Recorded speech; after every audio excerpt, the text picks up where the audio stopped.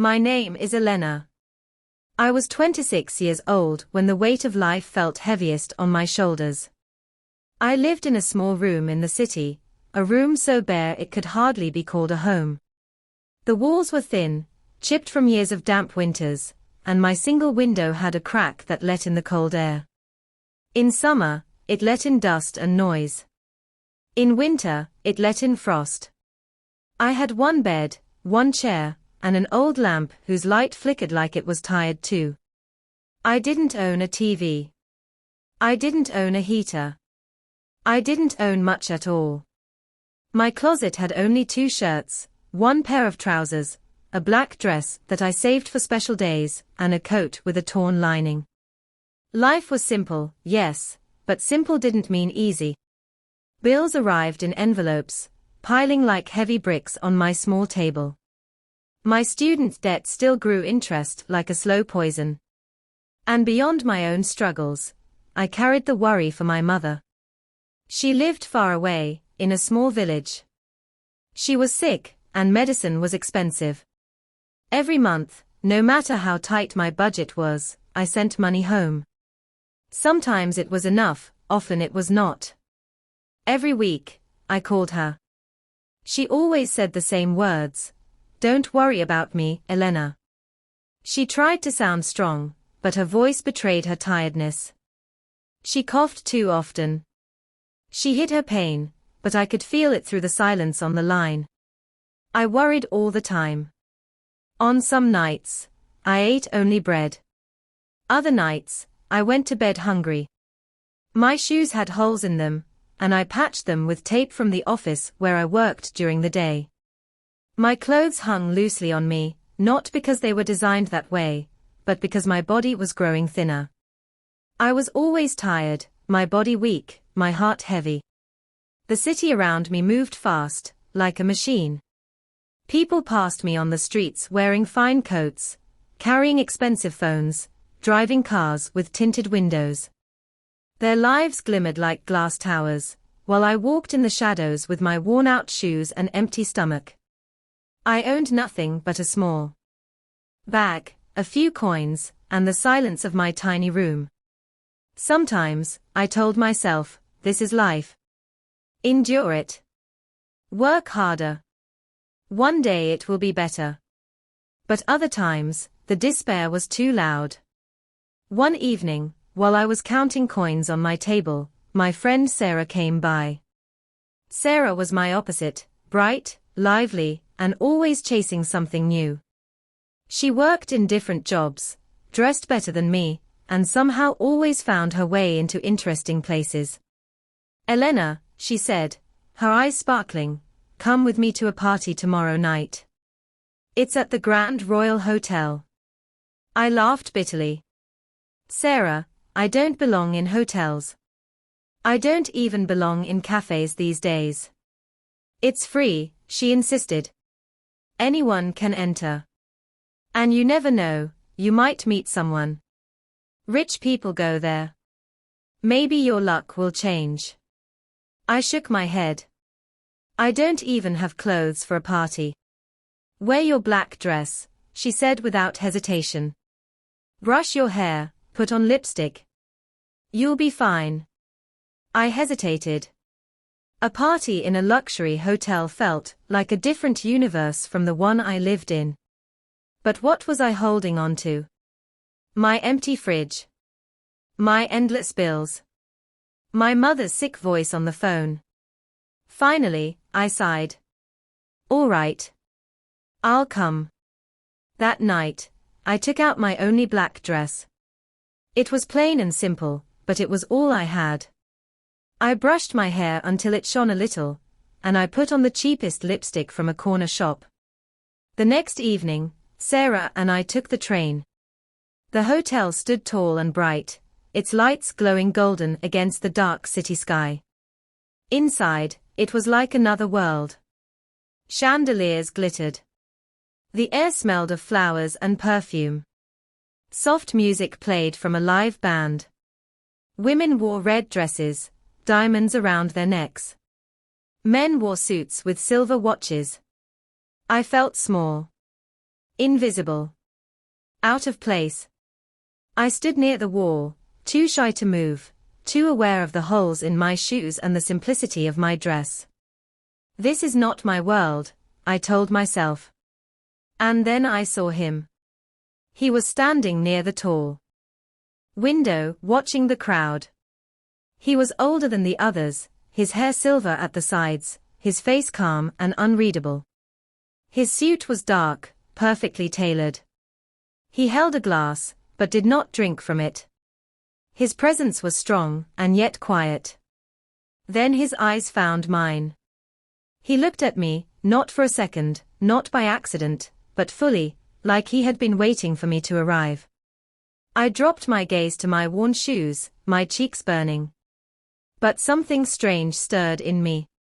When I dared to look again, he was still watching. Slowly, he walked toward me.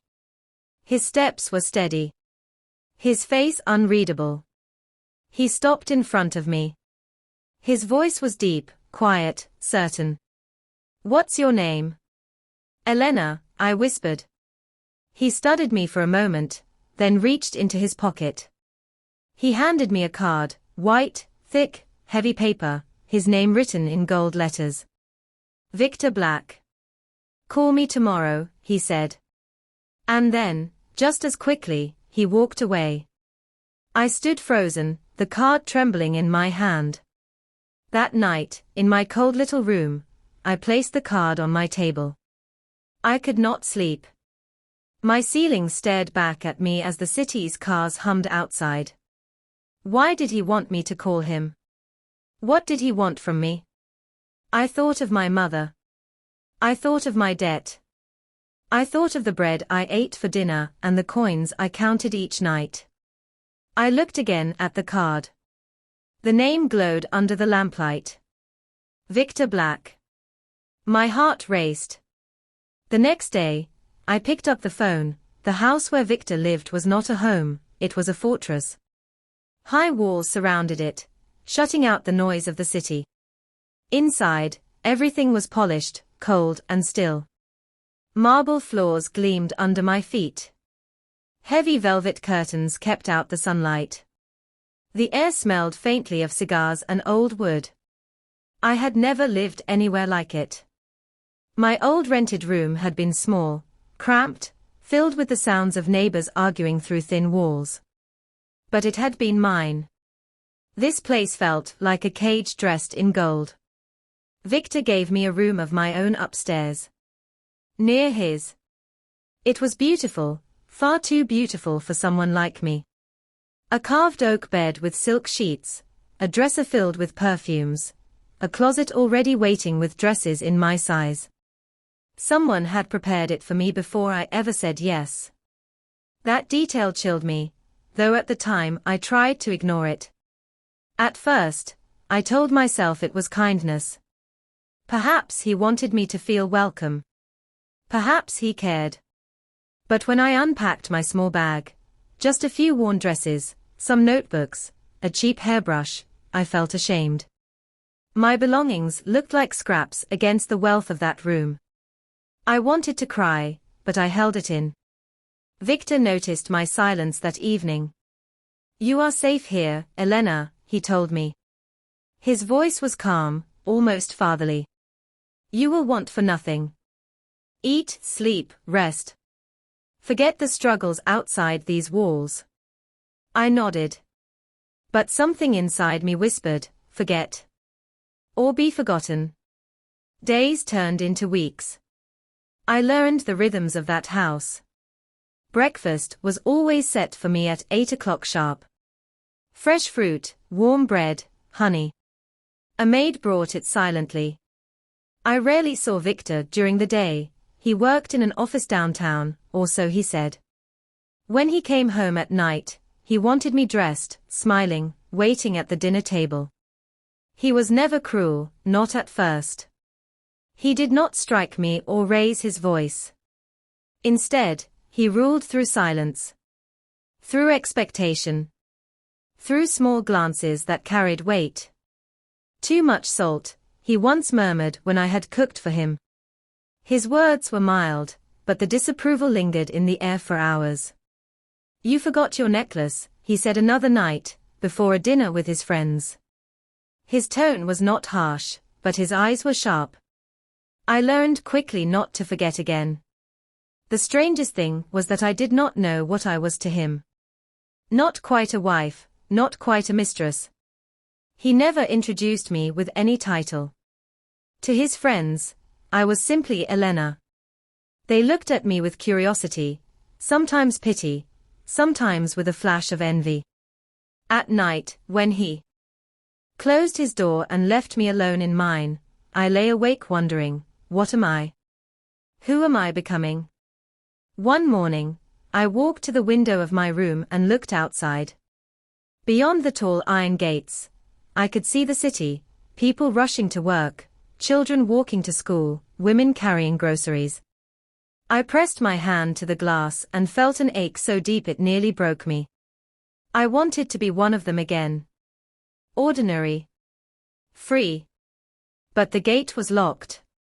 And even if it had been open, I had nowhere to go.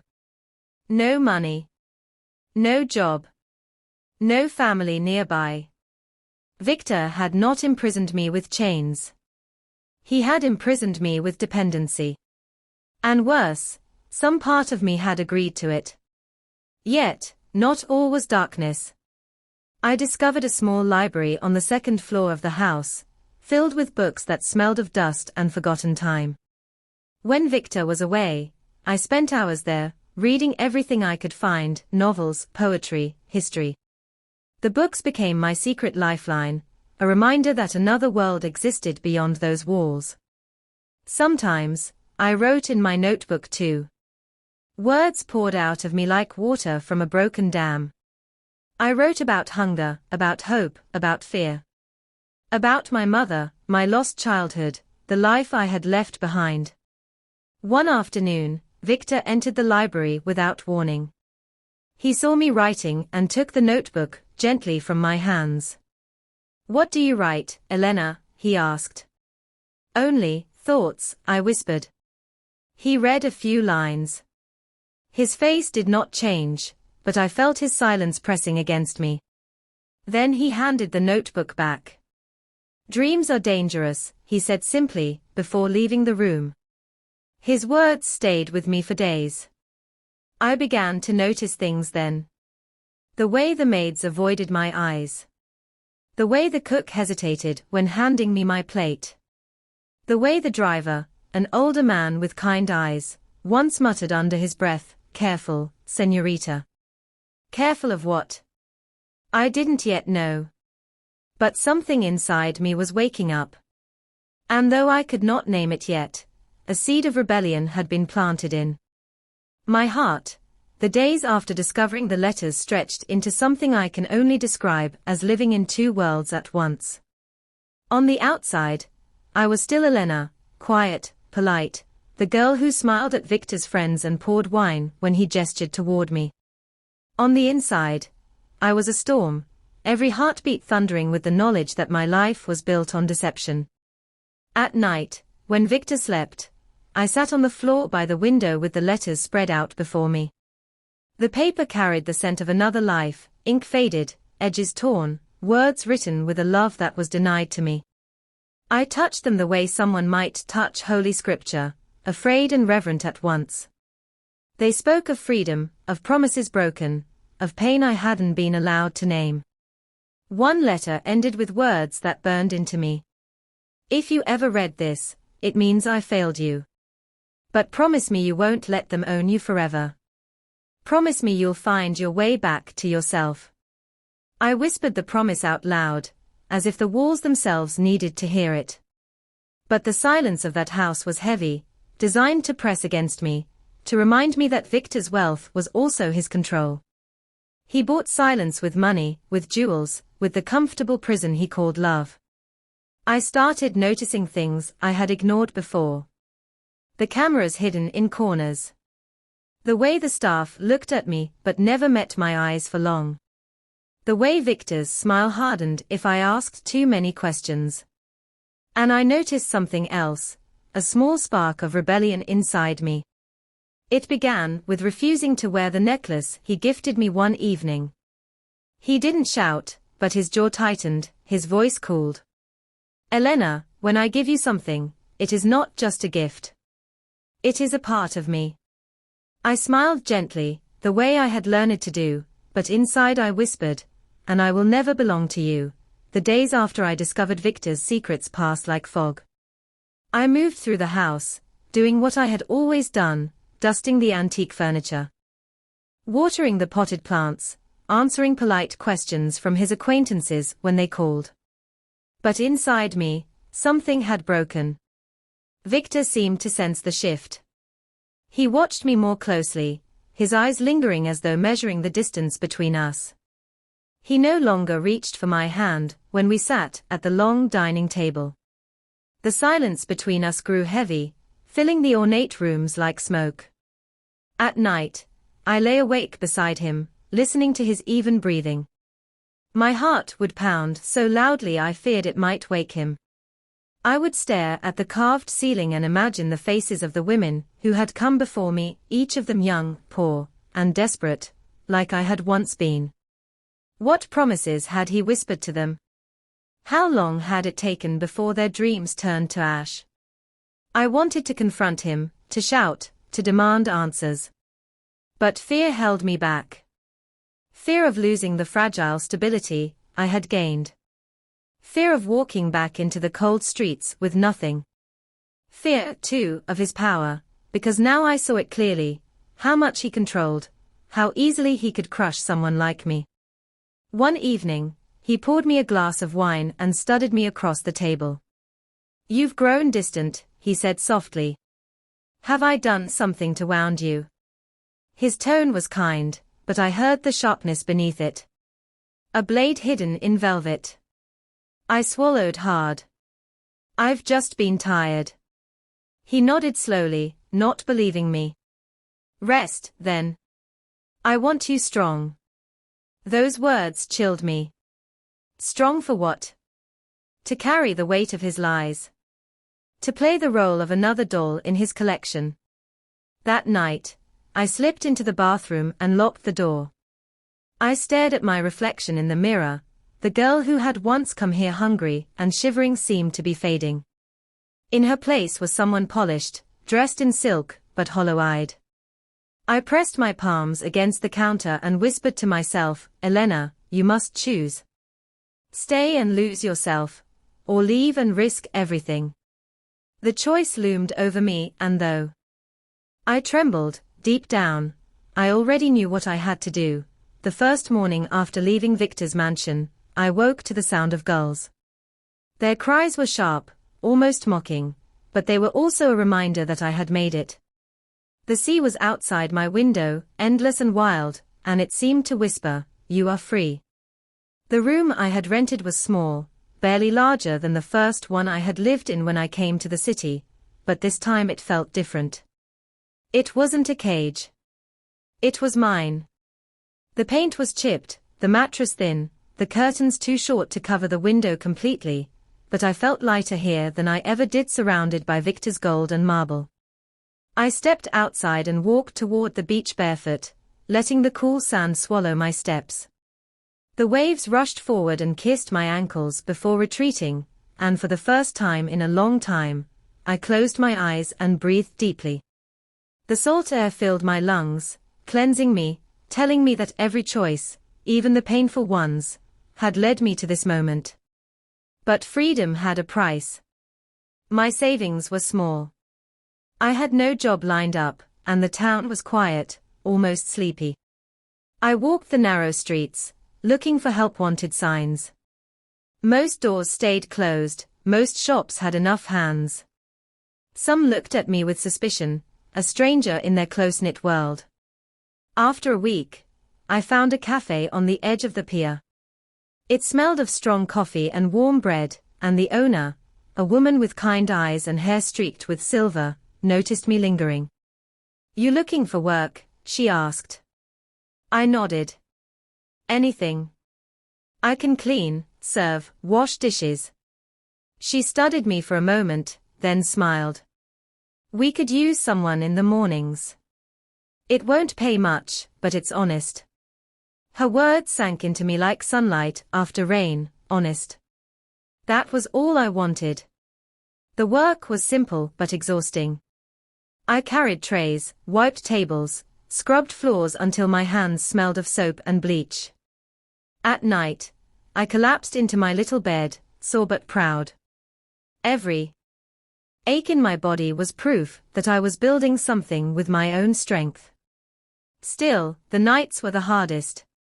Silence pressed against the walls, and in that silence Victor's voice returned, soft, persuasive, tempting. You'll never find better. You'll crawl back. No one leaves me. I would grip the pillow and remind myself, I left. I survived. I am still here.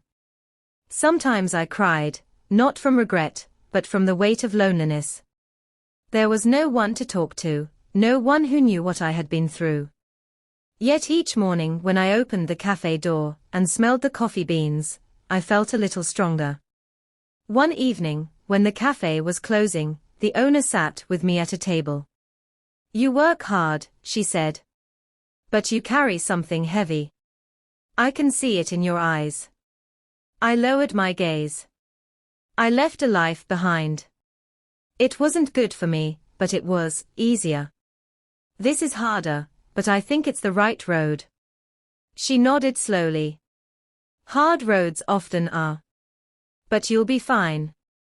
You've already chosen freedom over comfort. That means you have courage. Her words stayed with me long after I walked home under the pale moonlight. Maybe courage didn't always feel like fire. Maybe it felt like exhaustion, like washing dishes with trembling hands, like falling asleep alone, but knowing the bed you slept in was truly yours. And so the sea became my witness, the cafe my shelter, and the silence my teacher. The days after I walked out of Victor's mansion felt like stepping into another world. For so long, my mornings had begun with silence heavy as stone, with Victor's footsteps echoing like chains down the marble hall. Now, I awoke to the hum of the sea, the distant cries of gulls, and the warmth of sunlight seeping through thin curtains. I had rented a small cottage near the coast with the little money I had saved, plus what I earned sewing clothes for neighbors. It was nothing grand, just 2 rooms, whitewashed walls, a wooden table scarred by years of use, and a small bed, but to me it was a palace. Not because of its size, but because it was mine. For the first time in years, I could breathe without asking permission. Still, the freedom was not without its shadows. At night, when the world grew quiet, memories of Victor returned like ghosts. His voice would creep into my mind, without me, you are nothing. His cold hands, his piercing gaze, the way he turned my laughter into silence. Even far from his house, I carried pieces of him in my bones, like splinters too deep to remove. But alongside that fear was something new, a spark that refused to die. I had survived him. I had walked away. And each day I stayed away was proof that his grip was broken. I began to build a routine. In the mornings, I walked to the market, my basket light, but my steps steady.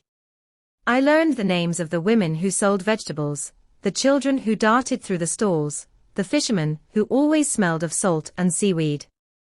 They greeted me kindly, and little by little, I felt less like a shadow and more like a woman returning to life. Afternoons, I sewed. A neighbor, Mrs. Alvarez, had been the first to notice me mending my own dress. You have good hands, she said, placing a bundle of fabric in front of me. Make something for my daughter. Word spread quickly, and soon I had more requests than I could finish in a week. It wasn't much money, but it was honest. And with each stitch, I felt I was sewing myself back together too. In the evenings, I often walked to the shore. I loved the way the sea seemed endless, refusing to be contained, so unlike Victor's house, where walls pressed in on me from every side. Some nights, I would sit on the sand until the stars appeared, whispering to myself, I am free. I am Elena. And yet, freedom was not the same as peace. Healing was not a straight line. There were nights I woke trembling from nightmares, convinced Victor would find me. There were mornings I struggled to rise, weighed down by doubt. But then I would force myself to touch the rough wood of my table, to feel the softness of fabric in my hands, to step into the sunlight. Proof. Proof I was still here. One afternoon, while at the market, I heard a voice behind me. Señorita Elena. I turned. It was Raphael, a fisherman with kind eyes and a laugh that always seemed ready. I had spoken with him a few times, mostly polite exchanges. He held out a small parcel wrapped in paper. "These are for you," he said. I blinked, surprised. "For me?" He nodded, a little shy. "I saw you often watching the sea. These, they are seashells. My mother used to say they protect against sorrow." I took the parcel carefully, my heart tightening.